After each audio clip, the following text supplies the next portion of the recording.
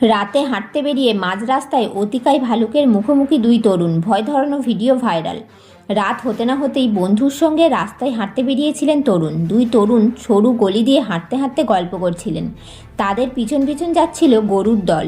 তরুণেরা এগিয়ে গেলেও গরুর দলটি হঠাৎ কিছু বুঝতে পেরে মাঝ রাস্তায় দাঁড়িয়ে পড়ে। গলির মুখ থেকে তরুণদের দিকে ছুটে আসে অতিকায় এক ভালুক।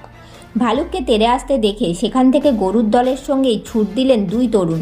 সম্প্রতি সমাজ মাধ্যমের পাতায় এমনই একটি ভিডিও ছড়িয়ে পড়েছে। ভিডিওর সত্যতা আমরা যাচাই করিনি।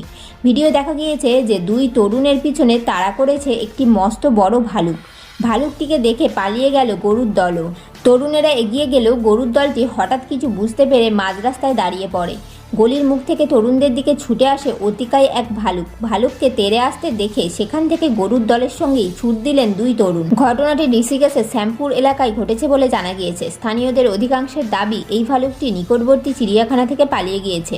বন দপ্তরের আধিকারিকদের খবর পাঠানো হয়েছে। এখনও পর্যন্ত ভালুকটি কারো ক্ষতি করেনি।